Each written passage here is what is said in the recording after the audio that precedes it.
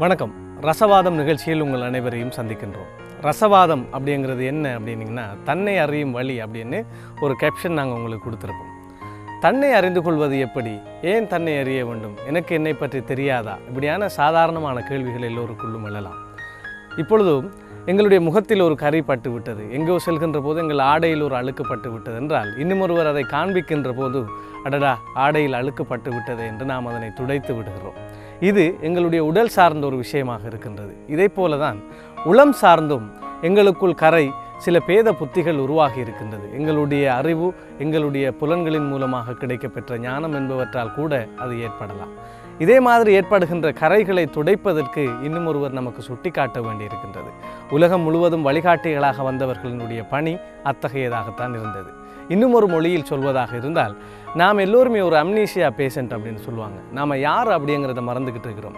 தன்னை அறியும் வழி என்பது என்னவென்றால், நான் யார் என்பதனுடைய அர்த்தத்தை, உண்மையாக நான் யார் என்பதான அதனுடைய கருத்தை நாம் விளங்கியவர்களாக இல்லாமல் வேறு ஏதோ ஞாபகங்களோடும் வேறு ஏதோ எண்ணங்களோடும் நாம் இருக்கின்ற போது, நீ இன்னால் தான், உனக்குள் இருக்கின்ற சக்தி இத்தகையதுதான் என்று சொல்வதற்கான ஒரு உபாயம், ஒரு மார்க்கம் தேவை. ரசவாதம் நிகழ்ச்சியும் அதைத்தான் சொல்ல விளைகிறது.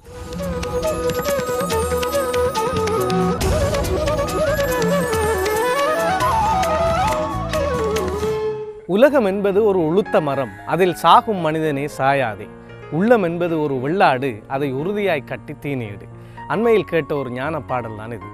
உலகம் என்பது ஒரு பட்ட மரத்துக்கு ஒப்பானது, அதில் நீ சாய்ந்து கொண்டால் அந்த மரமும் விழுந்து விடும், நீயும் விழுந்து விடுவாய். அதே போல தான் உள்ளம் என்பது ஒரு வெள்ள ஆடு மாதிரி. அந்த ஆட்டை நீங்கள் எங்கே மேய விட்டீங்கன்னு சொன்னாலும் அது எதையாவது மேய்ஞ்சிக்கிட்டே இருக்கும். அப்படி இல்லாமல் நீ அதை உறுதியாய் கட்டி தீனி இடுகிற போது தேவையானதை மட்டுமே நீ இடுவாய் என்பதாக அந்த பாடல் சொல்கிறது. எனவே உலகத்தின் மீது அதீத பற்று வைக்காதே. அவ்வாறு பற்று வைக்காமல் நீ வாழ்கின்ற போது நிச்சயமாக உன் உள்ளத்தை உன் கட்டுக்கோப்புள் வைத்துக்கொள்வது அவசியம். மனம் மிக முக்கியமான ஒரு பகுதி. மனம் ஒரு குரங்கு என்பார்கள். அதனை உன் கட்டுப்பாட்டுக்குள் வைத்துக்கொள்வது போகிறதான் நீ வாழ்க்கையில் வெற்றி பெறுவாய் என்பதாக அந்த ஞான பாடல் சொல்கிறது. ரசவாதம் நிகழ்ச்சியின் அடுத்த பகுதியும் மனமெனும் மகாசக்தி.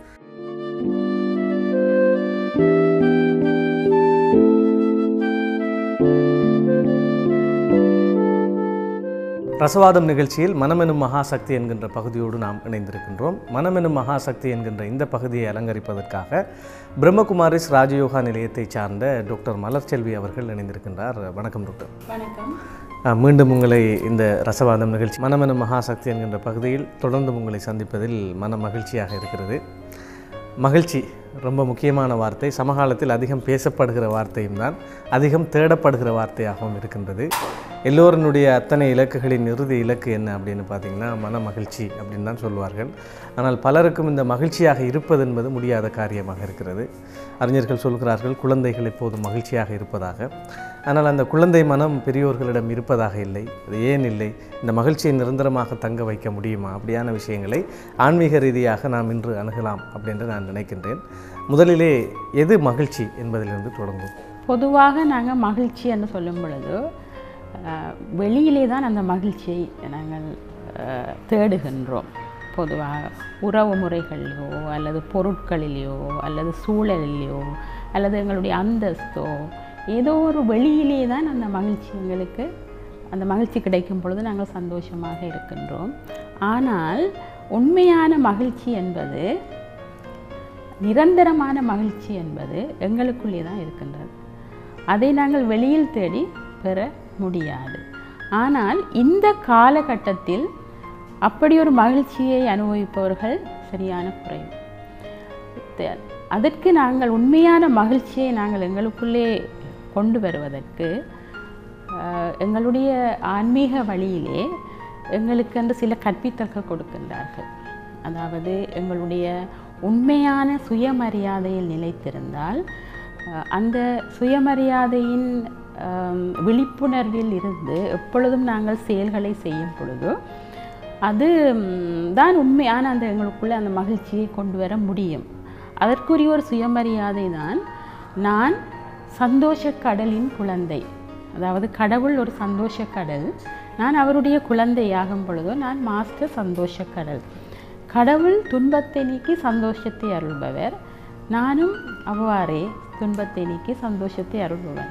இந்த விழிப்புணர்வு எனக்குள்ளே இருக்கும் பொழுது நான் அதற்காக என்னை மாற்றிக்கொள்வேன்.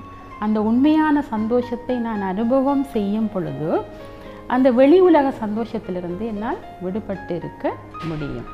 உண்மையிலே பார்த்தோம் என்று சொன்னால் நாங்கள் அந்த உண்மையான சந்தோஷத்தை அடைய முடியாமல் இருப்பதற்குரிய காரணம் என்னென்னு சொன்னால் தங்கி இருக்கிறோம், நிறைய விடயங்களிலே தங்கி இருக்கின்றோம். அதே மாதிரி கடந்த காலத்திலே வாழ்ந்து கொண்டிருக்கின்றோம். நடந்த விஷயங்கள் எங்களுக்கு துன்பத்தை கொடுக்கக்கூடிய விஷயங்கள் இருந்தால் அதை விட்டுவிட முடியாமல் எங்களுக்கு இருக்கின்றது. பார்த்தால் பாருங்கள், ஒரு அனுபவம் கிடைக்கும் பொழுது சில அனுபவங்கள் மனசுக்கு சந்தோஷத்தை கொடுக்கும், சில அனுபவங்கள் துன்பத்தை கொடுக்கும். ஆனால் நாங்கள் திரும்பி பார்க்கும் பொழுது சில நேரங்களிலே துன்பமான அனுபவங்கள் தான் மனதிலே தங்கி நிற்கும், சந்தோஷமான அனுபவங்கள் மறந்து போய்விடும். அதற்கு காரணம் என்ன என்று சொன்னால் அதை எங்களால் விட்டுவிட முடியாத அளவுக்கு எங்களுடைய மனம் பலவீனமாக இருக்கின்றது, அந்த மனம் காயப்படுகின்றது. அதைத்தான் நாங்கள் இந்த மனமெனும் அந்த சக்தி என்ற அந்த நிகழ்ச்சியிலே நாங்கள் எங்களுடைய நேயர்களுக்கு கொடுக்கக்கூடிய செய்தி என்னன்னு சொன்னால், எங்களுடைய மனதை நாங்கள் எவ்வளவு சக்தியாக்குகின்றோமோ அந்த பலவீனமான காரணங்களை கண்டுபிடித்து அதிலிருந்து விடுபடும் பொழுதுதான் எங்களால் அந்த உண்மையான சந்தோஷத்தை அனுபவம் செய்ய முடியும். அதற்கு முதல் படி எனக்குள்ளே நான் சென்று என்னை நான் கேட்க வேண்டிய கேள்வி, ஏன் நான் துன்பத்தை அனுபவம் செய்ய வேண்டும், ஏன் நான் சந்தோஷமான வாழ்க்கையை அனுபவம் செய்யக்கூடாது, இதிலிருந்து எவ்வாறு விடுபடுவது, இதுதான் அதற்கான முதல் படி. டாக்டர், இந்த மகிழ்ச்சி குறித்து பேசுகிற போது மகிழ்ச்சியை விரும்புகின்ற, மகிழ்ச்சியை ஆராதிக்கின்ற ஒருவராக நாம் இருக்கின்ற நிலையில் துன்பம் என்பது ஆகாத ஒரு விஷயம் என்பதாக நாம் புரிந்து கொள்ளலாமா? ஏனென்றால் இன்பம் துன்பம் இதெல்லாமே சேர்ந்துதான் வாழ்க்கை என்கிறார்கள். அதே போன்று நாம் எவ்வளவு பேசினாலும் துன்பம் சில பேருக்கு வந்தே ஆகும். துன்பம் இல்லாமல் வாழ்வை நாம் அனுபவிக்கவும் முடியாது. எனவே துன்பம் ஒரு ஆகாத பொருளாக காண்பிக்கப்படுதல் கூட ஒரு பிழையான விஷயமாக இருக்குமோ என எனக்கு என்ன தோன்றுகிறது. இந்த கருத்தை நீங்கள் எப்படி பார்க்குறீங்க? ஆமாம், இப்பொழுது துன்பம் தான் பொதுவாக பேசப்படுகின்றது. ஏனென்று சொன்னால் இப்பொழுது நாங்கள் இருக்கின்ற உலகம் துன்ப உலகம். பலவிதமான துன்பங்களிலே மக்கள் இப்பொழுது தடுமாறிக்கொண்டிருக்கின்றார்கள். ஆனால் எங்களுடைய அதாவது ஆன்மீக வழியிலே பார்க்கும் பொழுது நாங்கள் முதல் பாடத்திலேயே பார்த்தோம், ஆத்மா என்று சொல்லும் பொழுது ஆத்மாவினுடைய ஒரு குணம் சந்தோஷம். அதே போல் ஆத்மாவினுடைய தந்தையாகிய கடவுளுடைய குணம் சந்தோஷக்கடல் அவர். அதுதான் இந்த புரிந்துணர்வு என்பது. இந்த புரிந்துணர்வின் அடிப்படையில் தான் நாங்கள் இந்த துன்பத்திலிருந்து விடுபட்டு சந்தோஷமாக இருக்க முடியும். அதுதான் இந்த ஆன்மீக கல்வியினுடைய முக்கியத்துவம் என்னன்னு சொன்னால், எனக்கு இப்போ நான் துன்ப வாழ்க்கை எனக்கு தெரியுது, இப்போது நான் துன்பத்தை அனுபவம் செய்கின்றேன் என்று. ஆனால் இது என்னுடைய உண்மையான குணம் அல்ல. நாங்கள் அந்த நாடகம் என்ற பாடத்திலே பார்த்தோம், ஒரு சந்தோஷம் நிறைந்த காலம் ஒன்று இருந்தது. அது அரை கல்பத்துக்கு 2500 வருடங்களுக்கு அந்த சந்தோஷமான காலம் இருந்தது. இப்பொழுதுதான் அந்த துன்ப காலத்திலே நாங்கள் வாழ்ந்து கொண்டிருக்கின்றோம். ஆகவே இந்த துன்பம் என்றதும் ஒரு தற்காலிகமான விடயம்தான். ஆனால் இந்த காலத்திலே நான் இந்த துன்ப காலத்திலே நான் எனக்குள்ளே சந்தோஷத்தை கொண்டு வந்தால், அது ஒரு குடும்பத்தில் ஒருவர் சந்தோஷமாக இருக்கும் பொழுது அந்த குடும்ப உறவினர்களை கூட அந்த சூழ்நிலையை மாற்றக்கூடிய அந்த சக்தி அவருக்கு முடியும். அதனால் துன்பம் என்பது வாழ்க்கையிலே மக்களுக்கு இது பொதுவானது என்றதற்கு நாங்கள் அதிலிருந்து விடுபடும் பொழுது அதில் எவ்வளவோ நன்மைகள் இருக்கின்றது இல்லையா? ஆகவே இது துன்பம் ஒரு சாதாரண விடயம்தான், நான் இதற்குள்ளே தான் இருக்க வேண்டும் என்று பலர் நினைக்கின்றார்கள். அதிலிருந்து விடுபட அவர்களுக்குரிய சக்தி இல்லை, அதற்குரிய படிமுறைகளை அவர்கள் எடுப்பதில்லை. அதுதான் இந்த ஆன்மீக கல்வியிலே கிடைக்கின்ற மிகப்பெரிய ஒரு நன்மை என்று சொல்லலாம். அதாவது தைரியத்துடன் நான் ஒரு அடி எடுக்கும் பொழுது நிச்சயமாக எனக்குள்ள மாற்றத்தை கொண்டு வரதுக்குரிய வழிமுறைகளை என்னால் காண முடியும். அது துன்பம் என்பது அதாவது மனது தான், அந்த ஆழ் மனசிலே பல காயங்கள், அந்த காயங்கள் தான் துன்பத்துக்கு காரணம். பாருங்கள், ஒரு முள்ளு குத்தினால் அந்த முள்ளை நாங்கள் எடுக்காமல் விட்டால், ஒரு சிறிய முள்ளாக இருந்தாலும் அது என்ன செய்யும்? உடலில் துன்பத்தை கொடுத்து கொண்டு தான் இருக்கும். ஆனால் வாழ்க்கையிலே நாங்கள் அனுபவிக்கின்ற ஒவ்வொரு துன்பகரமான சம்பவங்களும் ஆழ்மனதிலே பதிந்து அந்த வேதனையை அவர்கள் திருப்ப அனுபவம் செய்யும் போது அது ஆறாத புண்ணாக, மனம் ஆறாத புண்ணாக இருக்கும் பொழுது ஒருவர் சிறிய ஒரு தவறாக பேசினாலும் அதை அந்த பாதிக்கப்பட்டவர் பெரிதாகத்தான் எடுப்பார். அது உளவியல் ரீதியாக கூட சொல்லப்பட்டிருக்கின்றது.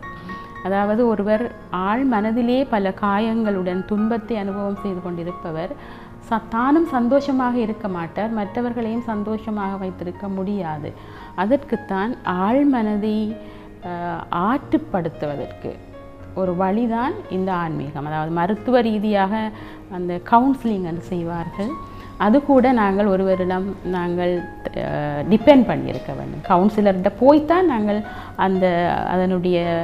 அதுக்குரிய நன்மையை பெற முடியும். ஆனால் இந்த ஆன்மீக வழியிலே என்னை நான் மாற்றும் பொழுது என்னுடைய சந்தோஷம் என்னுடைய கையில்தான் உள்ளது. என்னுடைய மனதில் உள்ள காயங்கள் நடந்தது, அதை நான் விட்டு விடுவதற்கு பழக வேண்டும். அப்படியான ஒரு சில முயற்சிகளை நாங்கள் எடுக்கும் பொழுதும் அத்துடன் நான் ஆத்மா என்ற உணர்விலே பரமாத்மாவாகிய சந்தோஷ கடலான அவரோட தொடர்பு கொண்டு அந்த உண்மையான சந்தோஷத்தை அனுபவம் செய்தால் அந்த பழைய ஞாபகங்கள் எங்களுக்குள்ளே இருந்து கொஞ்சம் கொஞ்சமாக குறைவடையும். அதன் மூலம் என்ன நடக்கும் என்று சொன்னால், அந்த மாற்றம்தான், இந்த துன்பம் என்ற வாழ்க்கை என்னுடைய வாழ்க்கை அல்ல, சந்தோஷம்தான் என்னுடைய வாழ்க்கை என்ற அந்த விழிப்புணர்வை, அந்த ரியலைசேஷன் சொல்லுவோம், புரிந்துணர்வை கொண்டு வருவது அந்த அனுபவம் தான். இவ்வளவு நாளும் நாங்கள் இந்த நிகழ்ச்சியிலே இந்த ஆன்மீக ஞானத்தை ஒரு தகவலாக கொடுத்தோம். அடுத்த படி என்னன்னு சொன்னால், அந்த இன்ஃபர்மேஷனை எங்களுக்குள்ளே நாங்கள் எவ்வளவு பயிற்சி செய்யணும், எவ்வளவு அனுபவம் செய்கிறோம், எவ்வளவு மாற்றத்தை கொண்டு வருகின்றோம். அப்பொழுதுதான் இந்த சந்தோஷம் என்றது நிலையானது, இந்த துன்பம் என்றது தற்காலிகமானது, அதை நான் எவ்வளவுக்கு அதை விட்டுவிட பழகிறேனோ, எவ்வளவுக்கு அதிலிருந்து விடுபட வேண்டும் என்று முயற்சி எடுக்கிறேனோ, அப்பொழுதுதான் எனக்குள்ளே மாற்றத்தை கொண்டு வரும், அந்த உண்மையான சந்தோஷத்தை அனுபவம் செய்ய முடியும். டாக்டர், வள்ளுவர் சொல்லியிருக்கின்றார், இடுக்கண் வருங்கால் நகுக. இந்த வள்ளுவரனுடைய கூற்றை ஆன்மீக ரீதியாக நீங்கள் எப்படி பார்க்கிறீர்கள்? ஆமாம், இதற்குத்தான் அந்த ஆன்மீக புரிந்துணர்வுகள் சில தேவை. இப்பொழுது எங்களுக்கு துன்பம் வருவதற்குரிய காரணங்கள் எல்லாமே இந்த ஆன்மீக கல்வியிலே கூறப்பட்டுள்ளது. முக்கியமாக 2 விடயங்கள். நாங்கள் அந்த 3வது பாடத்திலே பார்த்தோம், கர்ம தத்துவம் என்று பார்த்தோம். 4வது பாடத்திலே நாடகத்தை பற்றி பார்த்தோம். இப்போ கர்ம தத்துவத்திலே அது அடிப்படை என்ன சொல்லப்பட்டிருக்கின்றது, எதை நான் கொடுக்கின்றேனோ அதுதான் எனக்கு திரும்பி வரும். துன்பத்தை கொடுத்தால் துன்பம் திரும்பி வரும், சந்தோஷத்தை கொடுத்தால் சந்தோஷம் திரும்பி வரும். இப்போ ஒரு உறவு முறையிலேயோ அல்லது ஒரு பண பிரச்சனையோ எதுலேயோ நான் துன்பத்தை அனுபவம் செய்கின்றேன் என்றால் அதுக்கு இப்பொழுது எனக்கு அந்த ஆன்மீக புரிந்துணர்வு இருக்கின்றது, இது என்னுடைய செயல்களின் தாக்கம்தான்.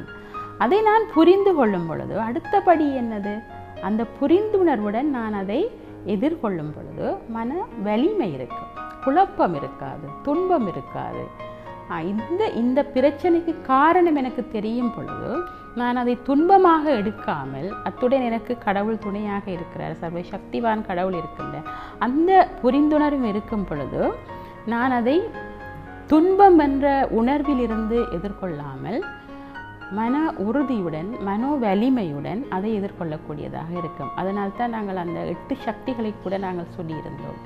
இப்படியான சந்தர்ப்ப சூழ்நிலையிலே எனக்கு சகித்து கொள்ளும் சக்தி தேவை, எதிர்கொள்ளும் சக்தி தேவை.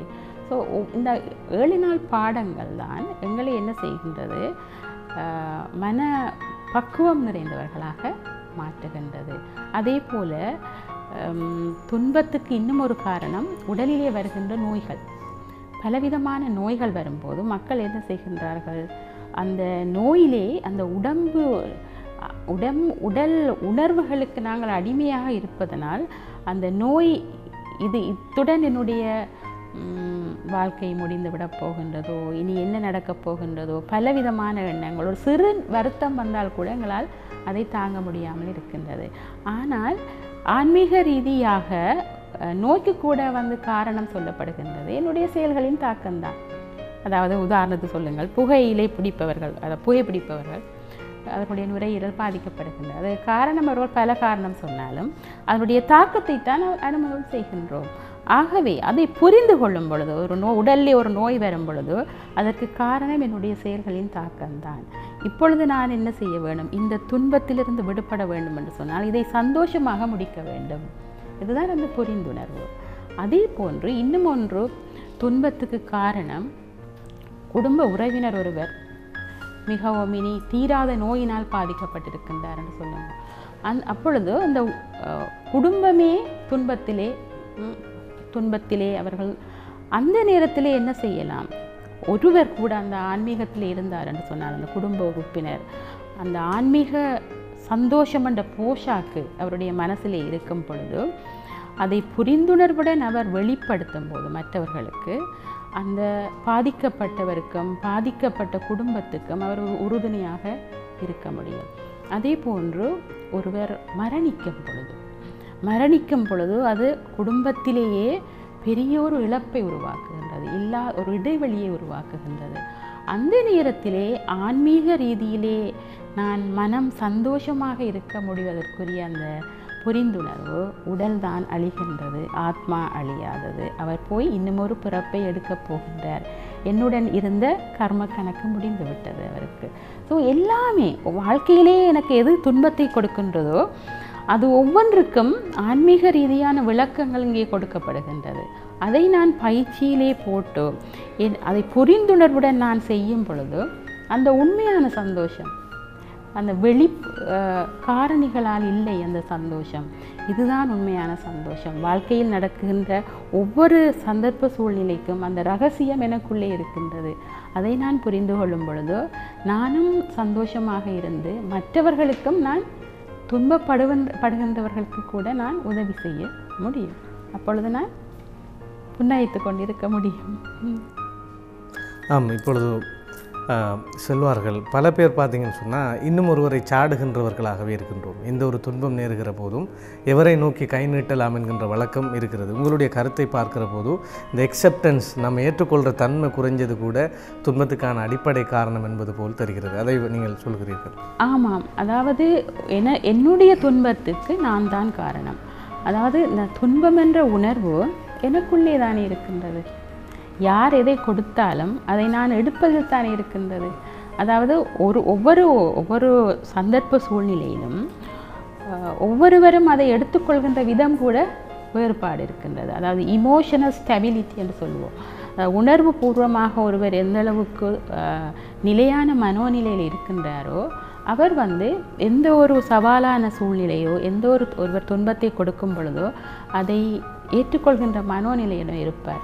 அந்த மனோநிலையை எங்களால் உருவாக்க முடியும். அதற்கு ஆன்மீகம் உதவி செய்யும். அதே போன்றுதான் அதாவது மன்னிக்கின்ற தன்மை வேணும் எங்களுக்கு. அதாவது நான் இந்த துன்பத்திலிருந்து விடுபட வேண்டும் என்று சொன்னால் ஒருவர் கொடுத்த துன்பத்தை நான் என் மனதுக்குள்ளே வைத்திருந்தால் அவரை நினைக்கும் பொழுதோ அவரை பார்க்கும் பொழுதோ என்ன நடக்கும்? அதே துன்பம்தான் நான் அனுபவிப்பேன்.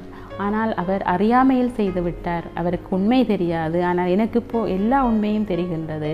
அந்த புரிந்துணர்வுடன் நான் அவரை மன்னிக்கும் பொழுது அவரை ஏற்றுக்கொள்ளும் பொழுதுதான் நானும் அந்த முள்ளிலிருந்து விடுபட முடியும், அவரையும் முள்ளால் குத்தாமல் இருக்க முடியும். ஒவ்வொரு எதிர்மறையான உணர்வுகளும் ஒரு முள்ளு மாதிரி எங்கள் மனதை குத்தி கொண்டிருக்கும்.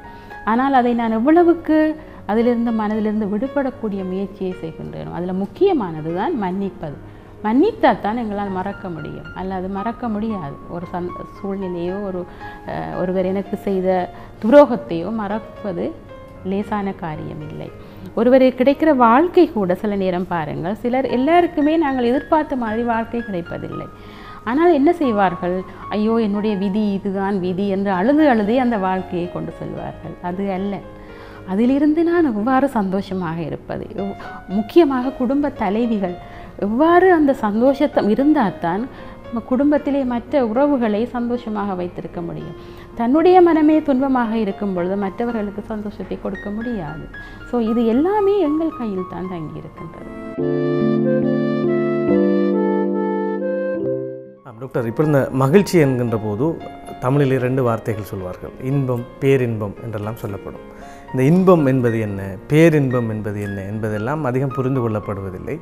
ஒவ்வொருவரும் பல்வேறு வியாக்கியானங்களை கொண்டிருக்க முடியும். ஆன்மீக ரீதியாக உண்மையில் இன்பம் என சொல்லப்படுவது என்ன, பேரின்பம் என சொல்லப்படுவது என்ன? ஆமாம், ஆன்மீக ரீதியிலே நாங்கள் முதலாவது பாடத்திலே பார்க்கின்றோம் தானே, நான் ஆத்மா, நான் இந்த உடல் அல்லன்னு சொல்லும் பொழுது நாங்கள் என்ன செய்கின்றோம்?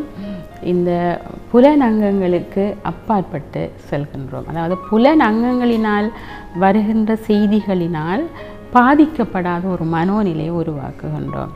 அதற்குத்தான் அந்த 8 சக்திகளிலே நாங்கள் பார்த்திருப்போம். உள்முகமாகும் சக்தி என்று சொல்லி, அகநோக்கு, நான் ஆத்மா, என்னுடைய குணம் அமைதி, அன்பு, சந்தோஷம் என்று சொல்லி இருக்கும் பொழுது, அத்துடன் அந்த அதிமேலான அந்த பரமாத்மாவுடன் மனதை இணைக்கும் பொழுது அவர் எப்பொழுதுமே அசரீரியானவர், சரீரமற்றவர், உடல் உணர்வுகளுக்கு அப்பாற்பட்டவர்.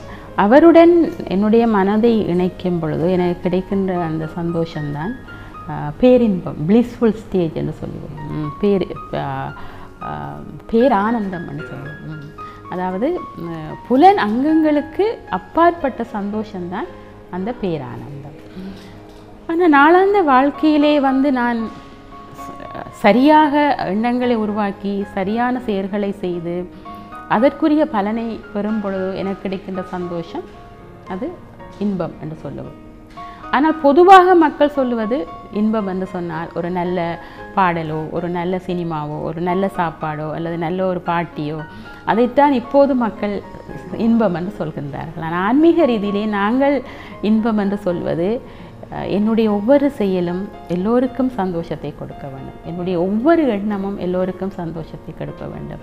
அதைத்தான் நாங்கள் சொல்லுவோம் நல்லாசிகளும் தூய உணர்வுகளும் என்று சொல்லுவோம். நாங்கள் இப்போது என்னுடைய தொழில் ரீதியாக பார்த்தால் கூட, மருத்துவ ரீதியாக பார்த்தால் கூட, என்னிடம் வருகின்ற நோயாளர்களுக்கு நான் மருந்து மட்டும் கொடுப்பதில்லை, அவர்கள் நன்றாக இருக்க வேண்டும், அவர்களுடைய நோயிலிருந்து விடுபட வேண்டும் என்ற எண்ணத்தோடு அதை செய்யும் பொழுதும் அவர்களும் என்ன செய்வார்கள், அவர்களுடன் அன்பாக 2 வார்த்தை பேசும் பொழுது வேறு வருத்தங்களுக்கு வருபவர்கள் தங்களுடைய அதாவது பர்சனல் மேட்டர்ஸ், அதாவது சொல்ல முடியாத சில விஷயங்களை கூட பகிர்ந்து கொள்கிற அந்த ஒரு அவர்களால் அதை புரிந்து கொள்ள முடியும். அதாவது சொல்லுவோம் நாங்கள், அதாவது கம்யூனிகேஷன், அந்த தொடர்பு முறை வார்த்தைகளில் மாத்திரமல்ல, என்னுடைய மனோநிலை, அதாவது ஆட்டிடியூட்னு சொல்லுவோம், மனோபாவம் எவ்வாறு இருக்கின்றதோ அது மற்றவர்களை சென்றடையும். அதுதான் அந்த சந்தோஷம், அதாவது ஆன்மீக சந்தோஷம் என்றது. ஒரு மனிதனுக்கோ அல்லது என்னை சுற்றி இருக்கிற சூழலுக்கோ என்னால் முடிந்த அளவு சேவை என்னால் செய்வதற்கு என்னுடைய மனம் ஆரோக்கியமாக இருக்க வேண்டும், சந்தோஷமாக இருக்க வேண்டும். ஸோ இதற்குரிய வழிமுறையை இறை கல்வி எங்களுக்கு கொடுக்கின்றது, இறை ஞானம் கொடுக்கின்றது. இந்த ஞானத்தின் அடிப்படையில் அதைத்தான் நாங்கள் அந்த சுயமரியாதை என்று சொல்லும் பொழுது நாளாந்தம் நாங்கள் ஒரு சுயமரியாதையை பயிற்சி செய்கின்றோம். இப்போ சந்தோஷமாக நான் இருக்க வேண்டும் என்று சொன்னால் முதலாவது நான் பயிற்சி செய்ய வேண்டியது நான் சந்தோஷமான ஆத்மா. அடுத்தது நான் சந்தோஷ கடலுடைய குழந்தை. நான் சந்தோஷமாக வாழ்ந்த காலம் ஒன்று இருந்தது, அரை கல்பமாக நான் சந்தோஷ உலகத்திலே வாழ்ந்திருக்கின்றேன். என்னுடைய தந்தை துன்பத்தை நீக்கி சந்தோஷத்தை அருளத்தான் வந்திருக்கின்றார், அவர் தான் இந்த ஞானத்தை கொடுக்கின்றார். ஸோ அதன் அடிப்படையில் நான் எண்ணங்களை உருவாக்கி செயல்களை செய்யும் பொழுது நான் துன்பத்தை நீக்கி சந்தோஷத்தை அருள்பவருடைய குழந்தை. அவ்வாறான சுயமரியாதை, உண்மையான சுயமரியாதை அதிலே நிலைத்திருக்கும் பொழுது அதுதான் உண்மையான இன்பம், சந்தோஷம், ஆன்மீக ரீதியான சந்தோஷம். பேரானந்தம் என்பது புலனங்கங்களுக்கு அப்பாற்பட்டு நான் அந்த நிலையிலே இருந்து தியானம் செய்யும் பொழுது என்னால் அதை அனுபவம் செய்ய முடியும். ஆனால் டாக்டர், ஞானிகள், ரிஷிகள், முனிவர்களை எடுத்து பார்க்கிற போது எங்களுக்கு துன்பமும் எங்களை ஒன்றும் செய்யாது, இன்பமும் எங்களை ஒன்றும் செய்யாது என்கின்ற கருத்தை சொல்கிறார்கள். எனவே இரண்டையுமே அவர்கள் சமமாக பார்க்கிறார்கள், அல்லது இரண்டையும் சமமாக தவிர்த்து விடுகிறார்கள் போலத்தான் அந்த கருத்தை நாம் பார்க்க வேண்டியிருக்கிறது. இன்பத்தையும் அதிகம் உள்வாங்கிக் கொள்வதும் தவறான ஒரு விடயமா? ஆமாம், ஞானிகள், முனிவர்கள் அவர்கள் இன்ப துன்பத்துக்கு அப்பாற்பட்டு இருப்பதற்கு காரணம் என்னன்னு சொன்னால் அவர்கள் குடும்ப வாழ்க்கையில் இல்லை, அவர்கள் குடும்பத்தை விட்டு துறவற வாழ்க்கைக்கு செல்கின்றார்கள்.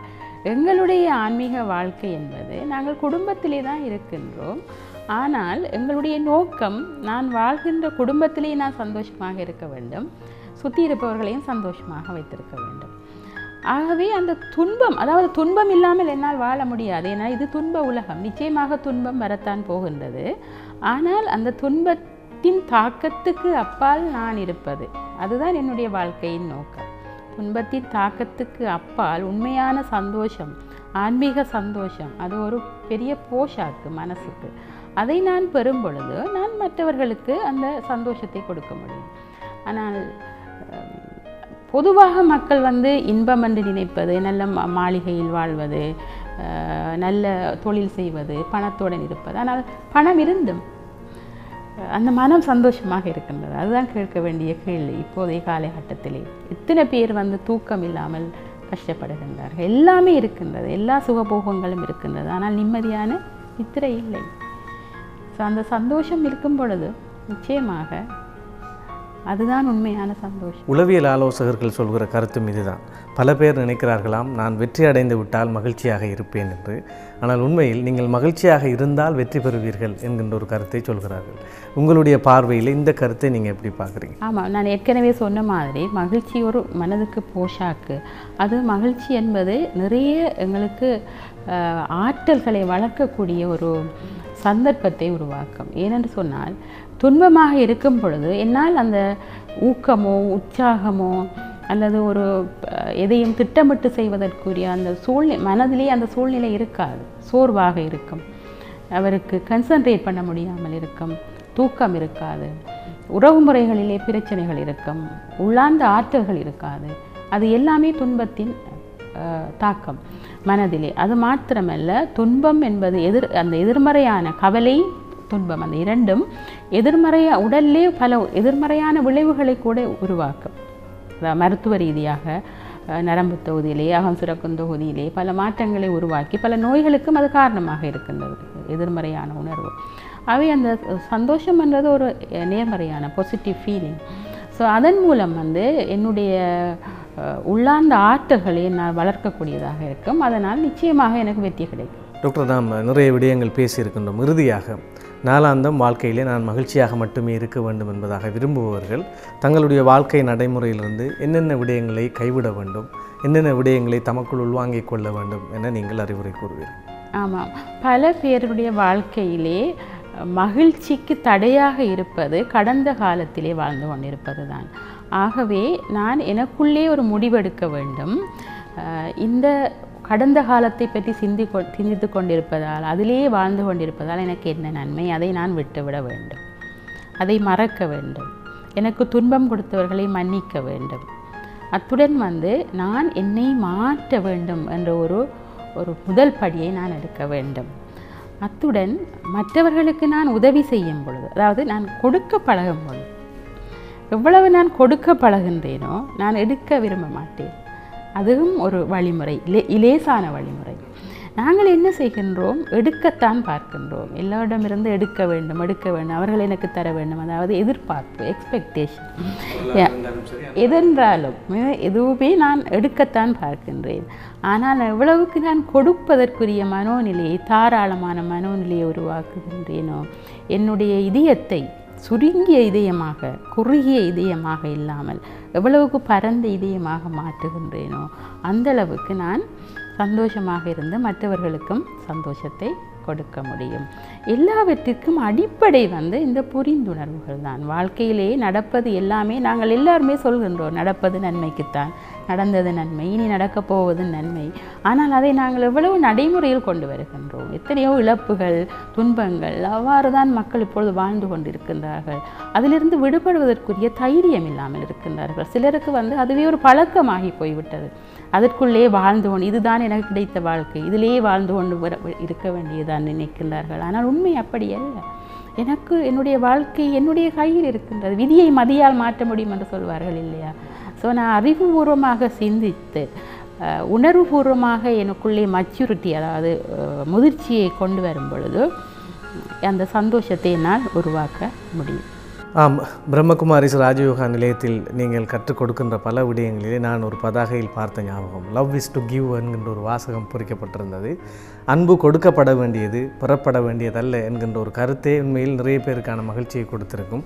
பல பேரும் தனக்கு வேண்டும் என்கின்ற எதிர்பார்ப்போடு எடுப்பதால் தான் பல பேரினது மகிழ்ச்சியும் இல்லாமல் போகிறது என்று கூட நாம் எடுத்துக்கொள்ள முடியும்.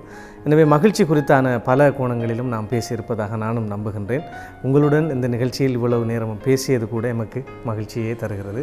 மீண்டும் ஒரு நிகழ்ச்சியில் உங்கள் அனைவரையும் உங்களையும் சந்திக்கும் வரை நன்றி, வணக்கம்.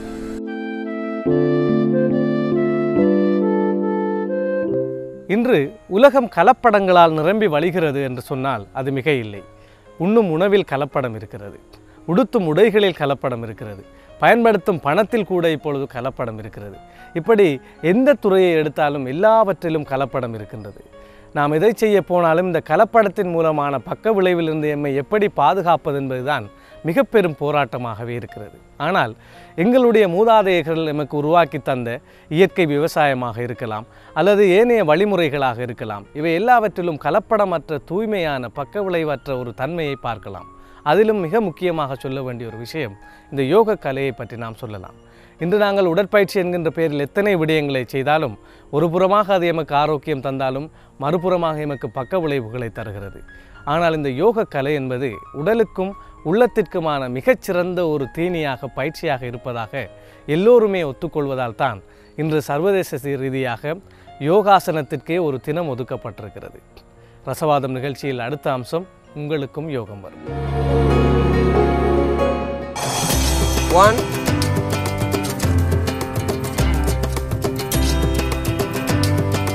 Number 2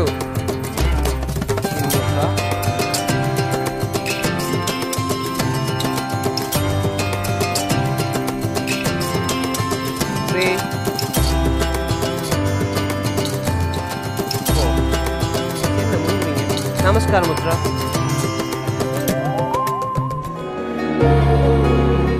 1 2 3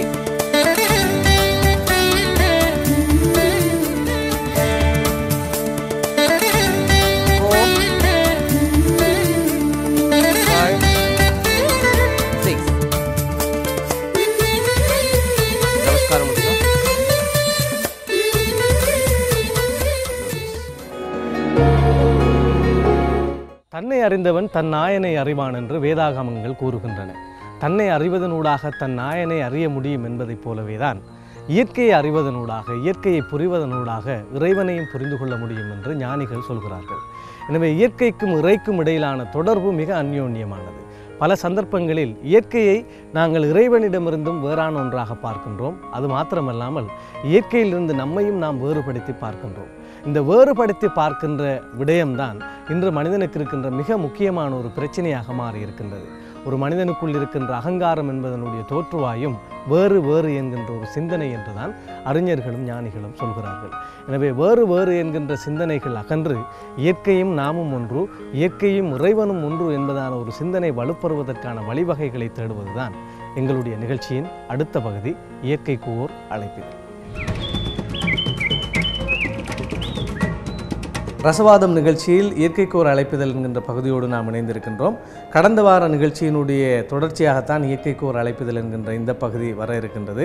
கடந்த வாரம் நாங்கள் இந்த பிரபஞ்சத்தினுடைய தோற்றம் எப்படி அமைந்திருந்தது, அதே போன்று எப்படி மனித உயிர் தோன்றியது, அதனுடைய நோக்கம் என்ன என்பதான விடயங்களை எல்லாம் விஞ்ஞானத்தோடு ஒப்பிட்டு ஆன்மீக ரீதியிலான விளக்கங்களை உங்களுக்கு தந்திருந்தோம். அந்த உரையாடலினுடைய தொடர்ச்சியாகத்தான் இன்றைய இயற்கைக்கு ஒரு அழைப்பிதழ் பகுதி அமையவிருக்கின்றது. கடந்த வாரம் முதல் எங்களுக்கு மிக விரிவான விளக்கங்களை தந்து கொண்டிருக்கின்றார் மனவளக்கலை துணை பேராசிரியர் எம் கந்தையா அவர்கள். வணக்கம் ஐயா. வணக்கம். ஆமாம், கடந்த வாரம் இந்த மனிதன் ஏன் படைக்கப்பட்டான் என்கின்ற வரையிலும் நாங்கள் நிறையவே பேசியிருக்கின்றோம். இன்று மனிதன் படைக்கப்பட்டதன் பிற்பாடான இன்றைய காலகட்டங்கள் குறித்து நாம் பேசலாம். நாம் கடந்த வாரம் சொன்ன ஒரு விடயம்தான், மனிதன் தனக்குள் பிறக்கின்ற போதே உருவாகி இருக்கின்ற கலங்கங்களை எல்லாம் துடைத்தெறிந்து தான் யார் என்பதை புரிந்து கொள்வதற்காகவே படைக்கப்பட்டான். இந்த நோக்கத்தை மனிதன் புரிந்து கொள்வதே இல்லை என்பது ஒரு முக்கியமான விஷயம். அது புரியப்படுத்தப்பட வேண்டும், பிறரால் சொல்லப்பட வேண்டும். பல பேர் நான் ஏன் பிறந்தேன் என்று தெரியாமலே மரணித்து போகிறார்கள். தான் ஏன் பிறந்தேன், நான் யார் என்பதை தேடி அலைகின்ற ஒரு கூட்டமும் இருக்கிறது. அதை விடுத்து இந்த உலக ஆயுதங்களுக்காக சண்டை பிடித்து முரண்பட்டு கொண்டு ஒருவரை ஒருவர் அளிக்கின்ற சமூகமாகவும் மனிதர்கள் வாழ்கிறார்கள். ஒட்டுமொத்த இந்த மனித சமூகம், இந்த வாழ்க்கை, இந்த கட்டமைப்பை பார்க்கிற போது இறைவன் எதை நாடுகிறான் என்று நீங்கள் நினைக்கிறீர்கள்? இந்த மனிதன் ஒரு அமைதியான வாழ்க்கையை கொண்டு செல்வதற்கு தேவையான பங்குகள் யாவை என்பதை பார்ப்போம். மனிதன் தான் முதல் அமைதியாக இருக்க வேணும், தன் குடும்பம் அமைதி காக்க பார்க்க வேணும், சுற்றார் அமைதியாக இருக்கக்கூடிய வழிவகைகளை தேட வேணும், ஊர் அமைதியாக இருக்கக்கூடிய வழிவகைகளை தேட வேணும். அப்பொழுதுதான் ஒவ்வொரு ஊரும் அமைதியாக இருந்து உலகமே அமைதி நிலையை அடையும். இப்போ தான் அமைதியாக இருக்க வேண்டும் என்றால் இந்த மனிதன் தன்னுடைய உடல் நலம், மனவளம், பொருள் வளம் இருக்க அதிலேயே தன்னிறைவு கண்டிருக்க வேண்டும். அதிலே என்றால் தனக்குள்ள அமைதி பெற மாட்டாது. அப்போ தனது ஜீவியத்தை கொண்டு கொடுக்கக்கூடிய அடிப்படை தேவைகளை அவன் முதல் பூர்த்தி செய்து கொண்டிருக்கும். அப்பொழுது அந்த அமைதி வரும். இந்த அமைதி இல்லை என்றால் அந்த அமைதி, அவனுடைய அமைதி அந்த குடும்பத்திலே போய் அவன் சினம் கொண்டு அந்த குடும்பத்தையே ஒரு சீரழித்து விடும். சினம் கவலை இரண்டும் சீரழிக்கும் ஒரு நச்சு, இரண்டுமே சீரழித்து. அதனால சினம் படக்கூடாது, கவலையும் இந்த சினத்தையும் தவிர்த்து கவலையையும் ஒழித்து விட்டு அமைதியை பேணி குடும்பத்திலே குடும்ப தலைவனுக்குடைய ஒரு கட்டமைப்புடன் குடும்ப அங்கத்தவர்கள் அத்தனை பேரையும் வழி நடத்தி கொண்டு சென்றால் அந்த அமைதி குடும்பத்திலேயே உண்டாகும். இந்த குடும்பத்திலே ஒரு அமைதியை வந்த பிறகு அங்காலே சுற்றத்தாரை கூட அந்த அமைதியை காட்டி, பிறகு ஊருக்கு அமைதியை காட்டி உலகத்துக்கே அமைதியை கொண்டு போகக்கூடிய ஒரு நிலை உண்டாகும். இங்கே என்ன நடக்கிறது என்றால், ஒரு மனிதன் தான் அந்த நிலைக்கு, நான் இப்போ இந்த நிலைக்கு வந்திருக்கிறேன் என்று சொல்லுகின்ற பொழுது இது என்னுடைய பெரும் முயற்சி என்று சொல்ல முடியாது. இந்த உலக சமுதாயத்திலே இருந்து நான் பெற்ற கடனினாலே, அவர்களுடைய உதவியினாலே தான் நான் இந்த இடத்துக்கு வந்திருக்கிறேன். என்னுடைய முயற்சி மிக குறைவு. அவர்கள் எனக்கு இந்த ஷர்ட்டை நெய்து தந்திருக்க முடியாட்டி நான் இந்த ஷர்ட்டை இன்றைக்கு போட்டிருக்க முடியாது. பல பேருடைய உழைப்பு என்னை ஒரு தகுதியான நிலைக்கு கொண்டு வந்திருக்கின்றது. அந்த உழைப்பை கடனாகத்தான் நான் பெற்றிருக்கிறேன். அந்த கடனை நான் சமுதாயத்துக்கு கட்டாயம் திருப்பி கொடுக்க வேண்டிய ஒரு கடப்பாட்டிலே இருக்கிறேன். டியூட்டி, கடன் கொடுக்க வேண்டிய டியூட்டி, அந்த கடனை நாங்கள் திருப்பி கொடுக்க வேணும். அந்த சமுதாயத்திலிருந்து பெறப்பட்ட கடனை நாங்கள் திருப்பி செலுத்தவில்லை என்றால் அந்த சமுதாயமோ அந்த நாட்டிலேயோ வளங்கள் வற்றி போகின்றது. இந்த நாட்டிலே வளங்கள் வற்றி போய்விட்டால், அப்படியான வளங்கள் எல்லாம் வற்றி போயிருக்கின்ற நாட்டிலே தான் இன்றைக்கு போர்கள், நாட்டுக்கு நாடு போர்கள் எல்லாம் தொடங்கி கொண்டிருக்கின்றன. ஆனால் இந்த நாட்டுக்கு நாடுள்ள போர்களும் தொடங்குறதுக்கு காரணம், உதாரணமாக ஒரு நாட்டின் வளங்களை இன்னொரு நாடு அபகரிக்கிறதாகவும் இருக்கலாம். இதுதான் முதலாவது குற்றச்சாட்டு. அவர்கள் ஏதோ ஒன்றை சொல்லி வளங்களை அபகரிக்கிறதுக்காக மற்றவர்களுக்கெல்லாம் பொய்ய உரைகளை உரைக்கிறார்கள். அது ஆகினால் தான் எங்கே அந்த பிழை நடந்து விட்டது? ஒவ்வொரு மனிதனும் தான் பெற்ற கடன்களை திருப்பி செலுத்த தவறியதால் இந்த அமைதி இன்னும் வந்து அபகரிக்கின்ற குணம் இன்னொரு நாட்டுக்கு வந்துவிட்டது. ஆம், நீங்கள் சொன்ன விடயம் சரியாக இருக்கிறது. இருந்தாலும் இப்போ என்னுடைய கேள்வி என்னவென்றால், இப்பொழுதும் ஒவ்வொருவரும் இந்த உலகை வித்தியாசமாக பார்க்கிறார்கள். சில நேரம் ஆன்மீக ரீதியில் சொல்வார்கள் மாயா சாயா, இந்த உலகம் ஒரு மாயை, ஒன்றுமே இல்லை, இருக்கிறது போல் இருக்கிறது இல்லை, தாமரை இலை தண்ணீர் போல் நீங்கள் வாழுங்க அப்படின்ற சில அறிவுரைகள் சொல்லப்படும். சில பேரை பார்த்தீங்கன்னா என்னையா உலகம் மாயை, இருக்கிற நேரம் நாம் அனுபவித்து போயிடுவோம் அப்படின்னு வாழ்கிறார்கள். ஒரு சிலரை பார்த்தீங்கன்னா மறுமை என்று ஒன்று இருக்கிறது, இந்த மரணத்துக்கு பின்னரான ஒரு வாழ்க்கை இருக்கிறது, எனவே அங்கே நாம் நன்றாக சுகமாக எல்லா வசதிகளோடும் நாம் எல்லா சந்தோஷங்களோடும் வாழணுமா இருந்தால் இங்கே நிறைய கட்டுப்பாடு ஒழுக்க நெறி தேவை அப்படின்னு வாழ்கிறவங்க இருக்கிறாங்க. இந்த 3 வகைராக்களையும் பற்றியதான உங்களுடைய கருத்து என்ன? உண்மையில் இந்த உலக வாழ்க்கை எப்படியானதாக இருக்கும்? முதலாவதாக நீங்கள் சொன்ன 3வது வகையை எடுத்துக்கொண்டால், இந்த மரணத்தின் பின்னணிய வாழ்க்கை தான் இங்கேயும் சொல்லுகிறார்கள். நரகம் சொர்க்கம் என்று எங்களை அச்சுறுத்தினார்கள். காரணம் என்கென்றால், நாங்கள் எங்களுடைய எண்ணங்கள், எங்களுடைய சொல்கள், எங்களுடைய செயல்கள் எல்லாம் நல்வழியிலே சென்றால் நாங்கள் சொர்க்கத்தை போய் அடையலாம், தீய வழியிலே சென்றால் இந்த நரகத்தை போய்த்தான் நீங்கள் அடைவீர்கள் என்ற ஒரு அச்சுறுத்தி, மனிதனை பண்படுத்தி சரியான முறையிலே இயங்குவதற்காக ஏற்படுத்தப்பட்ட ஒரு அச்சுறுத்தலை தவிர உண்மையிலே சொர்க்கமும் இல்லை, நரகமும் இல்லை. எல்லாமே இங்கே எல்லாமே எனக்கு துன்பம், நான் யாராலேயும் எனக்கு துன்பம் தர முடியாது, நான் தான் எனக்கு துன்பத்தை கொடுக்கிறேன். கணியன் பூங்குன்றார் என்ன சொல்லுகிறார்? தீதும் நன்றும் பிறர் தர வாராது, யாதும் ஊரே யாவரும் கேளிரம். அதனாலே இத்தனைக்கும் கால் என்ன, அந்த மனிதனை நல்வழிப்படுத்துறதுக்காக முதலாவது பல சமயங்கள் மதங்களும் தோன்றி, இந்த மதங்களின் எந்த மதத்தை எடுத்தாலும் இறை உணர்வும் அறநெறி வாழ்க்கையும் வாழ்ந்து கொண்டு போறவர்களுக்கு இப்படியான பிரச்சனைகள் எதுவும் இருக்க முடியாது. இறை உணர்வு வேணும், அறநெறி வாழ்க்கை என்ற பொழுது அறநெறி வாழ்க்கை ஒழுக்கம் கடமை ஈகை, அறநெறி வாழ்க்கையிலே ஒழுக்கம் கடமை ஈகையிலே ஒழுக்கமானது தனக்கோ பிறருக்கோ தன் உடலுக்கோ பிற உடலுக்கோ தற்காலத்திலோ பிற்காலத்திலோ தீங்கு செய்யாமை ஒழுக்கம், கடமை. முன்ன சொன்ன மாதிரி கடமை. நாங்கள் பெற்ற கடனை திருப்பி கொடுங்க. வளங்கள் வற்றாது இருக்கட்டும், போர் பகை ஒன்றும் இல்லாமல் இருக்கட்டும். அந்த கடமை. ஈகை.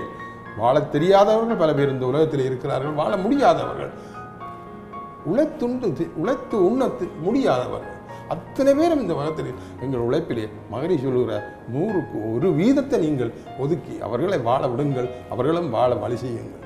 இப்படியான ஒரு சந்தர்ப்பத்திலே எந்த விதமான பிரச்சனை அவர்களும் வாழ்ந்து வாழட்டுக்கும், நாங்களும் வாழ்வோம். எங்களுடைய மீதமாக இருக்கிறது அவர்கள் வாழுகிறதுக்கு வழிவகைகளை செய்து கொடுப்போம். ரெண்டாவதாக நீங்கள் கேட்டது, சில பேர் மாயை என்று சொல்வார்கள் இந்த உலகத்தில். இந்த மாயை என்றதை தான் மறத்துரைக்கப்பட்டுள்ளது. இந்த மாயை என்றது உண்மையிலே அது உண்மையான பொருள் அல்ல. அது என்றது அது எப்போவோ ஒரு மரத்துரைக்கப்பட்ட சங்கதி ஆகினாலே நாங்கள் அதை பற்றி கதைப்பதில் இது மற்றவில்லை. என்ன அர்த்தத்தோடு சொல்கிறார்கள்? இருப்பது போன்று இருக்கின்றதா, இல்லை எதுவுமே நிலையானதல்ல என்பதற்காக சொல்கிறார்களா? உலகம் ஒரு மாயை. என்ன உலகம் ஒரு மாயை என்ற ஒரு நீர்க்குமிழி என்று நீங்கள் சொல்லலாம் தானே. சரி, பிறப்பிலே இருந்து இறப்பு வாழ்க்கை நீங்கள் ஒருத்தர் எடுக்கிறத பொறுத்ததில் இருக்குது. ஒரு நீர்க்குமிழி, ஓகே, தோன்றி மறைகிறது. பிறந்தான் இறந்து விட்டார். அதை அப்படி சொல்லி அவர்கள் தங்களுடைய காலத்தை கழித்து கொண்டு போகிறார்கள். ஆனால் அதுக்குள்ளே இது மாயை என்றபடியால் நாங்கள் இதையும் செய்யலாம் என்ற ஒரு எண்ணத்தை அவர்கள் உருவாக்கக்கூடாது. இல்லை, அந்த மாயை என்று சொல்பவர்கள் சொல்கிற விளக்கம் என்னவென்றால் நிலையானதல்ல, எனவே நீங்கள் பொறுப்பாக இருங்கள் என்பதைத்தான் வலியுறுத்துவார்கள் எப்போதுமே. நீர்க்குமிழி போன்ற வாழ்க்கை அதிகம் பற்று வேண்டாம், மற்றவர்களுக்கு துன்பம் கொடுக்க வேண்டாம் என்பதற்காகத்தான் பெரும்பாலும் இந்த ஸ்பிரிச்சுவல் ஆன்மீக ரீதியிலானவர்கள் சொல்கின்ற ஒரு விஷயம்தான் அது. இந்த உலகத்தை நீங்கள் தாமரை இலை தண்ணீர் போல வாழ்ந்துட்டுருங்க அப்படின்னு சொல்கிறாங்க. உண்மையும் அதுதான். இது நிலையான வாழ்க்கை இல்லை. இது யாருக்கு அதிலே தான் மகரிஷி சொல்கிற 2 ஒழுக்க பண்பாடு. நீங்கள் இந்த நிலையான வாழ்க்கை என்று எண்ணிக்கொண்டிருக்காதீர்கள். இந்த வாழ்க்கையிலே யாருக்கு நீங்கள் துன்பம் செய்யாதீர்கள். துன்பப்படுபவர்களுக்கு நீங்கள் உங்களால் முடிந்த உதவிகளை செய்து கொண்டு போகும். அது இன்னொரு அந்தொழுக்க பண்பாடு சொல்கிறார். அந்தொழுக்க பண்பாட்டிலே கொலைகளை எதுவும் செய்யாதீர்கள், யாருடைய வாழும் சுதந்திரத்தை பறிக்காதீர்கள். எந்த மதமாக இருந்தான, எந்த சாதியாக இருந்தான, எந்த இனமாக இருந்தாலும் அவர்களை எல்லாரையும் ஒன்று சேர்த்து ஒன்றே குலம் ஒருவரே தேவன் என்ற கட்டுக்கோப்புகளை நீங்கள் வைத்து அவர்களும் நானும் இறைநிலையின் பின்னம் அவர்களும் இறைநிலையின் பின்னம் என்ற எண்ணத்தோடு நீங்கள் வாழ்ந்து எல்லோரும் அன்பும் கருணையுடன் வாழ வேண்டும் என்றதான் என்னுடைய கோட்பாடு. முதலாவதாக நான் சொன்ன விஷயம், அதாவது இருக்கிற இந்த கொஞ்ச காலம் இந்த உலகத்தில் நாம் நிம்மதியாக வாழ்ந்துட்டு போயிடணும், நம்ம சந்தோஷமாக வாழ்ந்துட்டு போயிடணும் என்று இந்த அற ஒழுக்கங்களை பற்றிய கவலையும் இல்லாமல் அவர்களாக இப்போ இப்பொழுது குடிப்பதாக இருக்கலாம், பொறிப்பதாக இருக்கலாம், எல்லாம் செய்து கொண்டு நான் அனுபவிக்கிறேன் இந்த உலகத்தை அப்படின்னு வாழ்கிற ஒரு கூட்டம் இருக்குது. அவர்களை பற்றியது அதைத்தான் நான் சொல்லேன். அப்படியான ஒரு கூட்டம் என்ன செய்கிறது என்றால் அவர்கள் புலன் மயக்கத்திலே சிக்கொண்டு மயங்கின மயக்க நிலையிலே இருக்கிறார். இந்த புலன் மயக்கத்திலே சிக்கொண்டு நான் முன்பு சொன்ன மாதிரி 6 தீய குணங்கள் அவர்கள் செய்து கொண்டிருக்கிறார்கள். அவர்கள் என்ன நான் நடக்கட்டும், நான் செய்கிறதை செய்கிறேன். ஆனால் அவருடைய சந்ததிக்கு இவர் கடத்தி கொண்டு போகிறார். அந்த களங்கங்கள் அந்த சந்ததி வித்து தொடராக பிறக்க போகிற பிள்ளைக்கு கடத்தப்படுகிறது. அந்த சந்ததி எந்த நாளும் இவருடைய பிழையினாலே அந்த சந்ததி எந்த நாளும் ஒரு தூய நிலையை அடைய முடியாது. எதையும் செய்யலாம், எப்படியும் செய்யலாம் என்றால் அவர் செய்த பிழைகள் முழுக்க தன்னுடைய அவருடைய பேங்கிலே அக்கவுண்ட் இருந்தால் பிள்ளைகளுக்கு போகிறது. அவருடைய வித்திலே உள்ள களங்கங்கள் எல்லாம் வித்து ஊடாக பிள்ளைகள் அடுத்த பேர பிள்ளைகள் பின்வார சந்ததிகளுக்கெல்லாம் ஒரு ஆரோக்கியமான சந்ததியை உருவாக்குறதுக்கு இவர் தயாரில்லாதபடியாகத்தான் அப்படியாக நடக்கிறார். இப்போ அவரை பொறுத்தளவில் நாம் சொல்லக்கூடிய விஷயம், நீங்கள் ஏற்கனவே சொன்னீர்கள், சொர்க்க நரகம் என்பதை நாம் இன்னும் ஒரு உலகத்தில் நாம் தேடுவதை விட அது இங்கே உள்ள ஒரு விஷயம் என்று எடுத்து பார்க்கிற போது, எனவே ஒன்றுமே மரணத்துக்கு பின்னர் இல்லை என்னும்போது எனக்கு என் கட்டுப்பாடு என்கின்ற அவருடைய கருத்துக்கள் நியாயப்படுவது போல இருக்கிறது. எனவே அவர் இழக்கின்ற பெரிய இழப்பாக நீங்கள் சொல்கின்ற விஷயம் இந்த அடுத்த சந்ததிக்கும் இந்த கலங்கத்தை கடத்துகிறார் என்கிற விடயம். இன்னும் ஒன்று, தன்னை அறிகின்ற ஒரு வாய்ப்பை அவர் தவற விடுகிறார் என்பதாகவும் எடுத்துக்கொள்ளலாம்.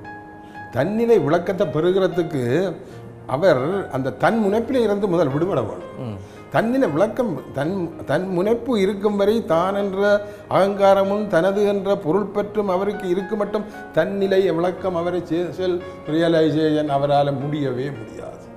அதனாலே அவர் இறையுணர்வு பெற வேண்டும். இந்த இறையுணர்வு பெறுற பொழுதுதான் அவருக்கு அந்த தன் முனைப்பு போகின்றது. அப்போ இறையுணர்வு பெறுறதுக்கு அவருக்கு யாராவது ஆக்கபூர்வமான சிந்தனைகளை கொடுத்து அவரை மாற்ற முடியுமா என்ற பார்க்கணும். இன்னும் ஒன்று இருக்கின்றது. இப்பொழுது நாம் அதிக தவம் செய்து தன்னை அறிதல் அல்லது தன் நாயனை அறிதல், நீங்கள் சொல்வது போன்று இறை உணர்வை பெறுதல் என்பதுதான் இலக்காக இருக்குமாக இருந்தால் அதனுடைய சந்தோஷம் என்ன? அந்த இறை உணர்வு தன்மையை அடைவது என்பதில் இருக்கின்ற நல்ல விஷயங்கள் அல்லது சந்தோஷம் என்ன? அது பேரின்பம் என்றெல்லாம் சொல்வார்கள், அதை கொஞ்சம் புரிய வைக்க முடியும். இறை உணர்வு அதாவது சுருங்கமாக சொல்லப்பட்டால் எங்களுடைய கருமையத்திலே இருக்கின்ற பதிவுகளுக்கு ஏற்பத்தான் இன்பம், அமைதி, பேரின்பம், துன்பம் எல்லாம் நடக்கின்றது. அந்த அந்த கருமையத்திலே இருக்கின்ற பதிவு என்ன மாதிரி ஒருத்தருக்கு எழுச்சி பெற்று இன்பத்தை கொடுக்கிறதோ அல்லாட்டி துன்பத்தை கொடுக்கிறதோ அல்லது பேரின்பத்தை கொடுக்கிறதோ அல்லாட்டி அமைதியான வாழ்க்கையை கொடுக்கிறதோ எல்லாம் அந்த கருமதியத்திலே உள்ள வித்தின்ற பதிவில் தான் தங்கியிருக்கு. அப்போ அந்த கருமதியத்திலே உள்ள வித்திலே நாங்கள் அந்த கருமையத்தை கூட அதிலே உள்ள களங்கங்களை கூட போக்கக்கூடிய வழிமுறைகளை நாங்கள் பல இருக்கின்றன. அவைகளை எல்லாம் செய்துவிட்டு இந்த கருமையத்திலே இருக்கின்ற வித்துக்களால் எழுச்சி பெறுகின்ற துன்பமான நிகழ்ச்சிகளை எழாமல் விடுகிறதுக்கு நாங்கள் இறை உணர்வு தான் திரும்ப திரும்ப சொல்கிறேன். இறை உணர்வோடு இருக்கின்ற பொழுது நாங்கள் அமைதியான பேரின்ப வாழ்க்கை வாழலாம், ஒரு ஆனந்தமான வாழ்க்கை எங்களுக்கு கிடைக்கும். இப்போது இன்னும் ஒரு கேள்வி எழுகிறது. அதாவது இந்த ஜீவன் முக்தி அடைவது, என்லைட்மெண்ட் பெறுறது என்பதற்காக எல்லாம் பல பேர் பல முயற்சிகளை செய்கிறார்கள். குடும்ப வாழ்க்கை, இல்லற வாழ்க்கைகளை துறந்து கூட மலைகளில் உச்சியிலும் மரத்தின் வேர்களை பற்றி பிடித்து கொண்டும் தியானம் செய்பவர்கள் எல்லாம் பார்க்கின்றோம். இவ்வாறான முயற்சி செய்பவர்கள் அனைவரும் கூட அந்த உச்சநிலையை அடைவதில்லை என்ற ஒரு கருத்தும் இருக்கிறது. எனவே ரொம்ப சிரமமான ஒரு விஷயம், எல்லோராலும் அடையப்பெற முடியாத ஒரு இலக்கை நோக்கி மனிதன் தன்னை ஈடுபடுத்துவது என்பதை நாம் எப்படி பார்ப்போம்? ஓகே, இந்த ஜீவன் முக்தி என்பது ஜீவ சமாதி என்று சொல்லலாம். ஜீவ சமாதி அதாவது மரணமில்லா பெருவாழ்வு. அதாவது சித்தர்கள், பழைய காலத்தில் உள்ள சித்தர்கள் இது எல்லாம் வடிவாக செய்திருக்கிறார்கள். அந்த சித்தர்கள் இதுகளெல்லாம் செய்கிறதுக்கு மூல காரணமாக இருந்த ஒரு பயிற்சி அந்த காயகல்ப பயிற்சி. அந்த காயகல்ப பயிற்சியை இதே உயிரை உடலிலே சுவர விட்டு உடல் இயக்கத்தை நிறுத்தி அந்த உயிர் உடலிலே ஒரு பகுதி உடலிலே ஓடிக்கொண்டிருக்கின்ற பொழுதே அவர்கள் உடல் இயக்கம் இறந்து விட்டார்கள் என்றதிலே சமாதி அடைகிறார்கள். அதை அதாவது ஜீவன், அது ஜீவ சமாதி. அப்படிப்பட்ட சமாதி அடைந்தவர்களை வைத்துத்தான் இந்த பெரிய பெரிய கோயில்களிலே மூலஸ்தானம் இல்லாமல் வைத்து அதை கோவிலாக பெரிய பெரிய கோயில்களாக இங்கே இந்தியாவில் உள்ள பெரிய பெரிய கோயில்களை எடுத்துக்கொண்டார்களா ஜீவ சமாதி, மரணமில்லா பெருவாழ்வு அடைந்தவர்களின் சமாதியே கட்டப்பட்டிருக்கின்றது. ஆனால் இது சித்தர்களுக்கு நன்றாக இருக்கலாம். ஆனால் சித்தர்கள் வாழ்ந்து கொண்டிருக்கின்ற பொழுது என்ன செய்தார்கள்? மகிழ்போகம், இரவாமை, ஈதல், இரவாமை என்ற மூன்றையும் கடைப்பிடித்தார்கள். இந்த மகிழ்போகம் என்றது என்ன? ஒரு மனிதன் அளவோடு உணவை உண்டு, அளவோடு உழைப்பை செய்து, அளவோடு உறங்கி, அளவோடு உடல் உறவு வைத்து, அளவோடு எண்ணங்களை எண்ணி இன்பமாக இருந்த நிலைதான் அந்த மகிழ்போகம். அந்த துன்பம், மகரிஷி என்ன சொல்லுகிறார்? துன்பம் என்பது என்ன? இன்பத்தின் அளவு முறை மீறும் பொழுது ஒரு பொருந்தா உணர்வே ஒரு துன்பம். அதாவது துன்பம், இன்பம் கூடி கூடி கூடி கூடி கொண்டு போகின்ற பொழுது அது துன்பமாகத்தான் முடிகின்றது. அதைத்தான் சித்தர்கள் அந்த வாழ்க்கை முறையிலே மகிழ்போகத்திலே இருந்து எந்த நேரமும் தாங்கள் மகிழ்ச்சியாகத்தான் இருந்தார்கள். இந்த இரவாமை என்றது நான் இப்போ சொன்னேன், மரணமில்லா பெருவாழ்வு வாழ்ந்தார்கள். ஈதல், அவர்களும் மற்றவர்களுக்கு கொடுக்க வேண்டியதை கொடுத்து மற்றவர்களை வாழ வைக்கக்கூடிய ஒரு இதை உண்டாக்குறார்கள். இறுதியாக நாம் முடிவுக்கு வருவோம். அதாவது மனிதர் வாழ்விலே இப்பொழுது பல விதமான மக்களை பற்றி பார்த்திருக்கணும், பலருடைய நோக்கங்கள் பற்றி பார்த்தோம், ஒவ்வொரு நோக்கத்தினுடைய அடைவும் எத்தகையது என்பதையெல்லாம் நாம் பார்த்தோம். பொதுவாக நாம் சொல்வதாக இருந்தால் மனிதனுடைய வாழ்க்கை எப்படியான ஒரு வாழ்க்கை முறையாக இருக்கிற போது அர்த்தம் பொதிந்ததாக இருக்கும். அதாவது மனிதன் முதல் பிற மனிதர்களை நேசிக்க பழக வேண்டும், பிற மதத்தவர்களை வஞ்சிக்கப்படாது, பிற இனத்தவர்களை வஞ்சிக்கப்படாது, பிற சாதியம் வஞ்சிக்கப்படாது, பிற மொழி பேசுகிறவர்களை வஞ்சிக்கப்படாது. அவர்கள் அத்தனை பேரையும் ஒன்று சேர்க்கக்கூடிய ஒரு இலக்குத்தான் இடம்தான் இந்த மனவளக்கலையிலே இருக்கின்ற சொல்லித் தருகின்ற பேராசிரியர் இந்த தத்துவஞானி வேதாத்திரி மகர்ஷி அவர்கள் சொல்லிக் கொடுத்த வேதாத்திரியம். ஆனால் இவர்களையெல்லாம் இந்த சிந்தனையிலே இருக்க அதிகாரப்பற்றுள்ள அதிகார கதிரையிலே இருக்க வேணுமென்று நினைப்பவர்கள் இவர்களை பிரித்து ஆளுகிறார்கள். இவர்களை பிரித்து ஆளுகிற பொழுது ஒரு மனிதனை ஒரு சமூகத்தையோ ஒரு குழுக்களையோ தன்வசப்படுத்துறதுக்கு மிக லேசான காரியம். மத மூலமாக தூண்டு, மொழி மூலமாக தூண்டு, இப்படியாக தூண்டி அவர்களை பிரித்தாளன் தந்திரத்தை உண்டாக்கி அவர்களை இறை உணர்வு பக்கமே சிந்திக்க விடாமல் தாங்கள் அந்த ஆட்சிகளை பெற்றுக் கொண்டு மேலும் மேலும் அந்த வித்தியாசமான சிந்தனைகளுக்கு உரமூட்டி கொண்டு அவர்களை ஒன்று சேர விடாது அவர்கள் என்றொன்றும் பார்த்து கொண்டிருக்கிறார்கள் என்றுதான் என்னுடைய கருத்து. அன்றைய 2 வாரமாக நாம் நிறைய விஷயங்கள் பிரபஞ்சத்தின் தோற்றத்திலிருந்து மனித வாழ்க்கை முறை எப்படி இருக்க வேண்டும் என்பது வரையிலும் நிறைய தகவல்களை நாம் உங்களோடு பகிர்ந்து கொண்டோம். நீங்களும் ஆழமான பல கருத்துக்களையும் எங்களோடு பகிர்ந்து கொண்டீர்கள். உங்களுக்கு எங்களுடைய மனமார்ந்த நன்றிகள். மற்றொரு சந்தர்ப்பம் கிடைத்தால் உங்களை சந்திக்கும் வரை அன்புடன் விடைபெறுகிறேன். வணக்கம்.